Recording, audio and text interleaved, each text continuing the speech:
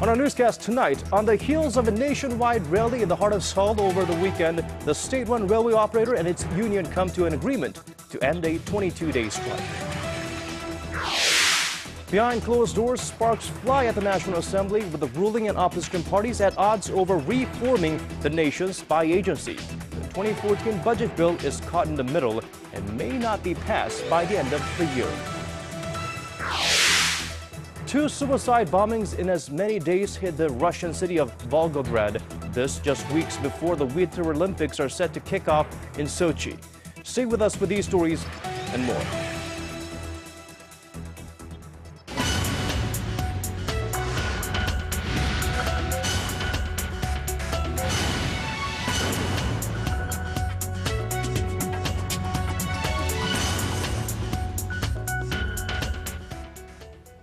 It is 4 a.m. in Washington, 1 p.m. in Volgograd, and 6 p.m. on a Monday evening here in Seoul. Welcome to Early Edition at 6. I'm Moon Gon-young. And I'm Daniel Che. Thank you for joining us. We begin with the latest on the nationwide rail strike.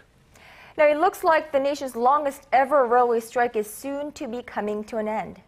The state-run Korea Railway Corporation and union leaders came to an agreement on Monday that will bring more than 8,000 workers who had walked off the job back to work starting Tuesday morning.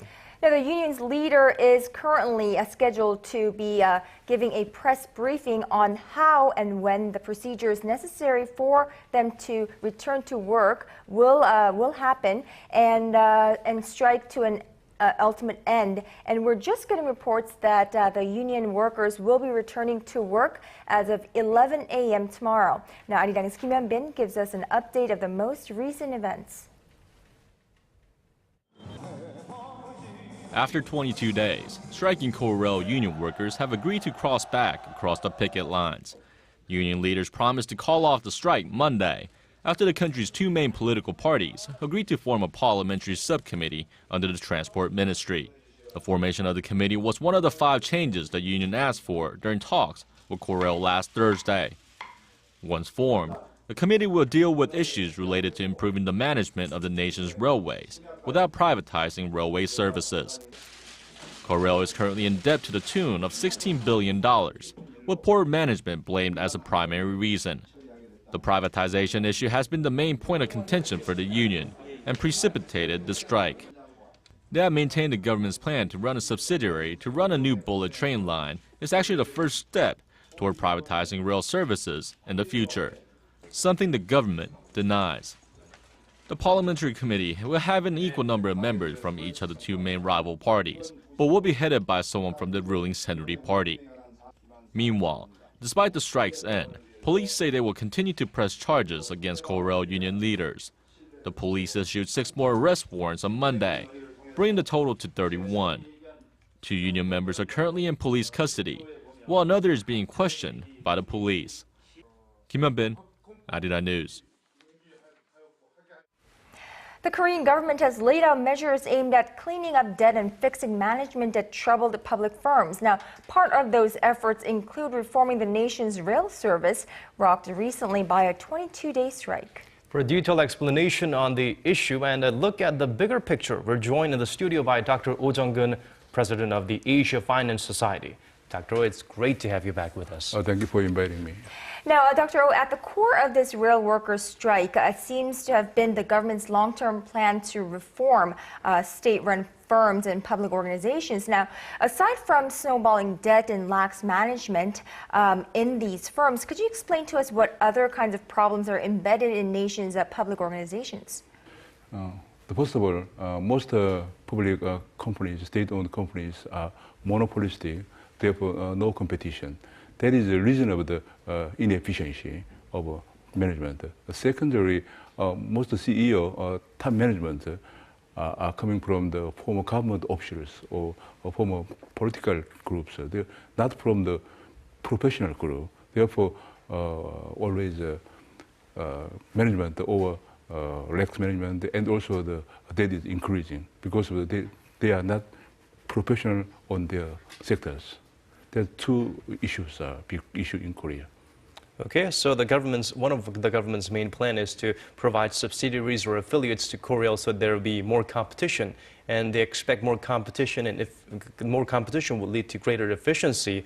But in your view, would this work out as the government hopes it would? I think, of course, through competition, efficiency could be improved naturally. Now, the rail union said it would end its 22-day strike if lawmakers create a special subcommittee aimed at improving or discussing the improvement of the railway service without privatization. Now, and the Parliament has formed this special subcommittee. Now, will this be effective in improving the quality of Korea? Yeah, I think there might be big trouble in the future, because government sector and labor union have a different point of view on that subcommittee. For instance, labor union they must include non-privatization of railroad. But on the other hand, I think government want to increase competition rather than privatization. Actually, in order to increase the efficiency in the public-owned companies, there are two fields. One is privatization. The second is increasing competition. So I think, depending, because at this moment, at the railroad, there is no need of privatization. But in the future, in the other public sector or public state-owned companies, there might be need of privatization. Therefore, if at the moment, government or lawmakers subcommittee will include non-privatization, I think that must be a very big issue, very big problem in the future reform of the state-owned companies. Therefore, I think I hope good result will come from the subcommittee, but there might be very big trouble. This is the first of possibly many more to come, because the Park administration is quite adamant about carrying out reforms in public organizations. So this will be the first litmus test, some would say. But that also means there are other sectors that are subject to be affected by these changes, including restructuring the nation's medical industry. What, in your opinion, needs to be done for successful reform of public organizations? Because that could be a very sensitive issue. Even at the central government, we have 295 public state-owned companies. In addition, also at the regional government, there are more than 300 public organizations. Therefore, in total, almost about 700 public organizations or state-owned companies in Korea. Therefore, I think as you know, in Korea, the last government also, more than 10 years, all government have tried to resolve this inefficiency or including debt, etc. But they failed totally. So I think depending on how much decisive, how much firm attitude of this government is very important, and also depending on how to overcome the strong opposition of a very strong labor union. Mostly, traditionally in Korea, labor union of state-owned companies are very strong. Therefore, it's very important issues how to overcome strong opposition of a strong labor union. All right, Dr. Oh, this is not the first time public organization reform has been on the table. There have been many attempts made by previous administrations to make this, but in vain. Now, do you think this administration is any different? Do you think this administration will actually keep its word and be able to carry out a successful reform of state-owned enterprises? I think this government is different from previous government in the attitude. I think first of all, attitude of the President Park is very decisive, very firm. Therefore, I think I have hope to resolve these less long issues at this government. Well, sometimes it's attitude, not aptitude, that determines your altitude. So maybe we have a very promising government that's going to make some waves, break some waves for the future. Well, Dr. Ozangen, President of the Asia Finance Society, thank you so much for coming in and sharing us your views. You're welcome.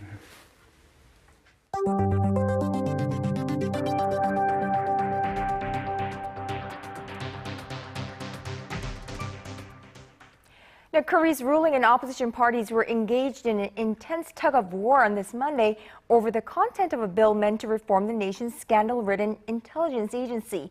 The latest holdup means lawmakers may not pass the 2014 budget bill before the end of the year. Arirang News National Assembly correspondent Kim Hyun-ji has more. The floor leaders of the ruling and main opposition parties met behind closed doors Monday in an attempt to process a series of key bills. Monday was the day that the leaders of the rival parties had agreed to pass the 2014 budget bill and a bill on reforming the scandal-ridden National Intelligence Service. However, they spent much of the day fighting over what the scope of the NIS reform should be, stalling the processing of next year's budget. The biggest sticking point has to do with the addition of a clause in the bill on reforming the National Intelligence Service, which bans NIS agents from having full access to government offices and media outlets. The main opposition Democratic Party is asking that the ban be put into law to prohibit illegal information gathering activities. The ruling Centric Party is opposed to the idea, saying the ban will limit the ability of agents to gather intelligence. As the tug-of-war continues between the rival parties, concerns are rising that the National Assembly may have to draw up an unprecedented provisional budget. However, there is still a chance that the rival parties will reach a breakthrough and manage to put next year's budget bill and the NIS reform bill up for a plenary vote on Monday before the clock strikes midnight. The ruling party has urged its lawmakers to be on standby at Parliament until midnight. The $340 billion budget plan for 2014, drawn up by the government in September, has been collecting dust in the legislature for months, as the rival parties have been at odds over allegations that the spy agency tried to sway public opinion in favor of now President Park Geun-hye ahead of last year's presidential election. Kim Hyun-ji, Arirang News. At their 12th finance ministers meeting in Seoul on Monday, Korea and China set their sights on dealing with the global uncertainties stemming from the economic downturn in emerging nations. Our Kim Hyun-gil has more on what they agreed upon. Korean Finance Minister Han Ho-seok and his Chinese counterpart Shi Xiaoshi came away from Monday's meeting with an agreement to form a unified front against economic uncertainties in emerging markets and work together in addressing Washington's move to taper its quantitative easing. Korea's finance ministry said the two sides proposed boosting bilateral exchanges to develop the service sector, which is a key to boosting domestic demand and achieving sustainable growth. Setting up joint venture businesses between both countries was also discussed. Climate change was also on the table, with Seoul and Beijing agreeing to increase cooperation on green technology and industry, energy conservation and environmental protection. Korea and China have held regular economic meetings since 1999 as part of efforts to increase cooperation. Monday's meeting was the 12th of its kind and the first since the two nations' respective governments took power this year. Both sides agreed to meet again in China in 2014. Kim Hyun-gil, Arirang News. Wall Street kept setting records, but the Korean stock market performed rather poorly this year. Our Yurian gives us the scorecard for the Seoul bourse. The Korea Composite Stock Price Index fell slightly this year by about 1.5%. The fall was largely because of poor performance by Samsung Electronics, which account for about a fifth of the Seoul bourse's total market capitalization. The tech giant saw its stock price fall by about 7.5% this year. Share analysts say although Samsung Electronics have reported record profits and sales this year, foreign investors started selling the stocks in June, when worse-than-expected smartphone sales called into question the company's future. Experts attribute the share market fall to poor results by many struggling domestic companies, particularly in the construction and shipping industries. A Daeshin Securities report highlights Naver Corporation, Korea's biggest search portal operator, as this year's star player on the stock market. Buoyed by a success of its mobile messenger service called Line, the company saw its share value rise by over 100% this year. That pushed up Naver to the 6th most valuable company listed on this whole market, from 14th at the beginning of the year. Foreigners emerged as the most influential investors this year, as many local individual investors fled the market. Mounting household debts also made it difficult for individual investors to invest in shares. The disposable income to household debt ratio is hovering around a high of 140%. Yurian, Arirang News.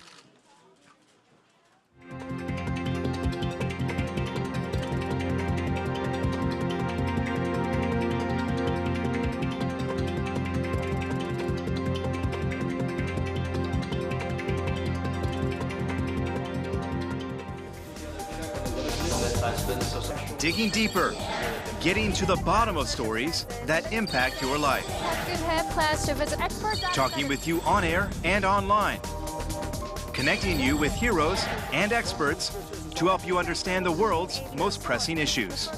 News and current affairs at its best with Moon Gun-young and Daniel Che on Early Edition at 6. Now shifting gears to the economy, Korean import prices rose by 2 points. President Park Geun-hye has criticized Japanese Prime Minister Shinzo Abe for his recent visit to the controversial Yasukuni Shrine, saying she hopes there will not be any more incidents in the new year that damage trust between the two countries. Now, speaking at a meeting with her top secretaries Monday morning, she urged the Japanese government to stop opening up old wounds from Japan's colonial rule of Korea. The president said that should Japan continue to exhibit behavior that goes against universal values and standards, it will not receive high marks from other countries, even if its economy is doing well. Well, Abe visited the shrine, which honors convicted war criminals along with the country's war debt on Thursday, drawing immediate criticism from Japan's regional neighbors. And President Park wasn't the only one expressing disappointment with Prime Minister Abe on this Monday.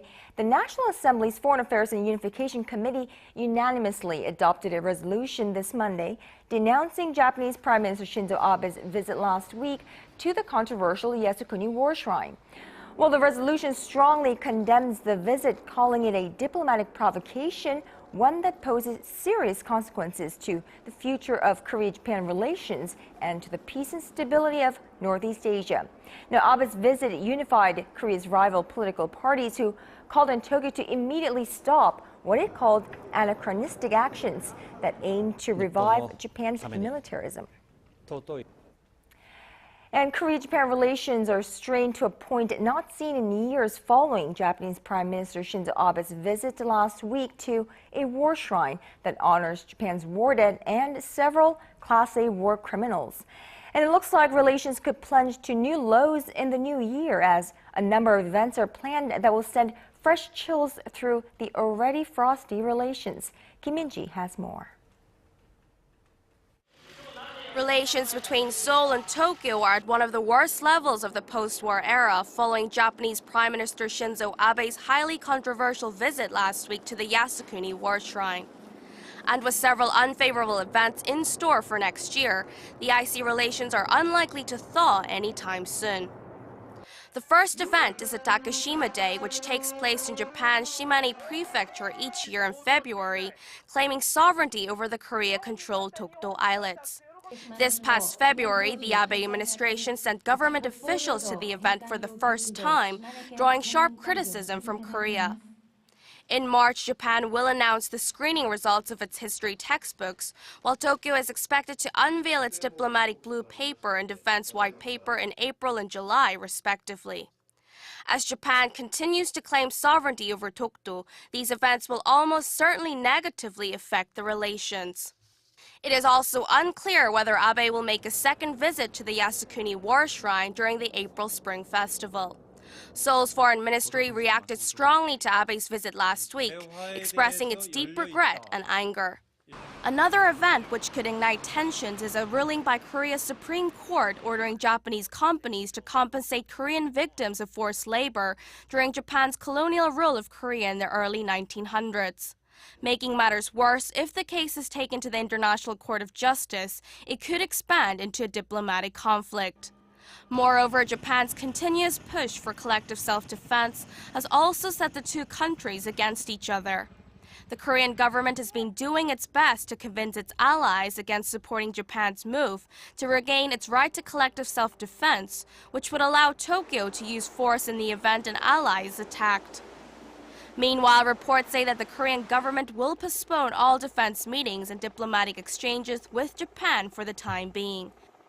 Kim Min-ji, Arirang News. North Korea's purge of aides close to the uncle of North Korean leader Kim Jong-un, who was executed this month, isn't over yet. Unification Minister Yoo Il-chae said Monday during a meeting at the National Assembly that the purge of Chang Song-taek's aides is presumed to be ongoing. He said the ministry has detected signs that personnel related to Chang are still being removed from their posts, and added that although it is too soon to describe the events in detail, the purge is believed to be in progress on a small scale. Chang, formerly the North's de facto number 2, was executed for alleged treason. Moving on to other parts of our world, a second explosion in the Russian city of Volgograd on Monday that brings the total of dead in the two separate but consecutive incidents to at least 27. The twin attacks come just weeks before Russia plays host to the Sochi Winter Olympic Games. Our Kwon So-hwa reports. Russia's city of Volgograd is in fear. 2 explosions in less than 24 hours have killed at least 27 people and injured scores more.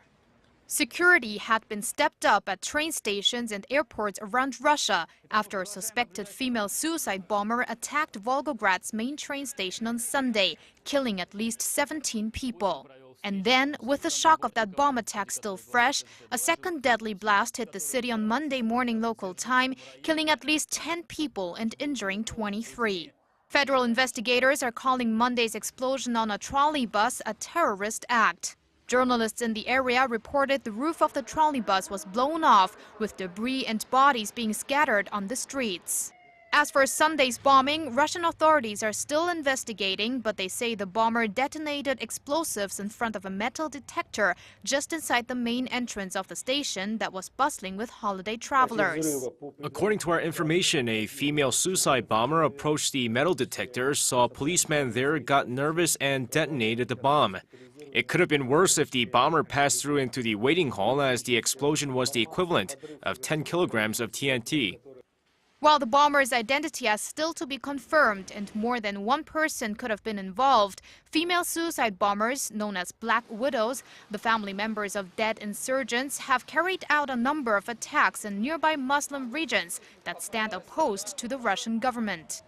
Volgograd is located only a few hundred kilometers northeast of Sochi, the host city for the Winter Olympics. The 2 consecutive attacks are raising security concerns, with the event kicking off in just 6 weeks. Kwon So-hwa, Arirang News. Shifting gears from that story, well, 2014 is on the horizon, and many Koreans are planning to ring in the new year at famous winter destinations on the Korean peninsula. Jeju Island is among the hottest spots, but with thousands of tourists flocking to the southern island every day, hotel rooms and airline seats are in short supply. Our Son Jung-in reports. It's the last week of the year, and another wave of tourists has just arrived at Jeju International Airport. They're part of the 25,000 daily visitors Jeju Island has been receiving during the winter holiday season. Jeju has become a hot destination for those looking to celebrate the end of the year at one of Korea's leading vacation spots. This week, many climbers, hikers, and leisure sports tourists are seeking out Mount Halasan's snowy landscapes, and many families are coming in this weekend as well. However, if you're looking to book a last-minute trip to Jeju, you may want to plan carefully. Hotels, condominiums, and other rental accommodations here are reporting that up to 80% of their vacancies have already been booked. Rental car dealerships say bookings are limited, with over half of their vehicles signed out. But for those who are able to make the trek, the spectacular scenic views are sure to take your breath away. The annual festival, held on top of Jeju's famous Hongsan Ilchulbong, or Sunrise Peak, is expected to draw in large crowds on New Year's Eve. We're extending the festival this year by 1 day for a 3-day, 2-night event. We've established a variety of programs, including traditional weddings for foreigners, trips to World Natural Heritage Sites, and others. Whether you're visiting Jeju or in the capital city of Seoul, special events across the country will be welcoming the first sunrise of 2014 with warm wishes and united cheers. Son Jung-in, Arirang News.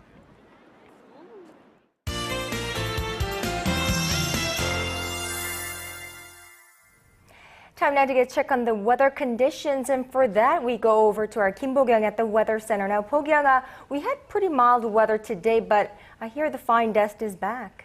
That's right, Kanyang. We're seeing about 98 micrograms per cubic meter of fine dust right now here in Seoul, which is 2 to 3 times the normal levels.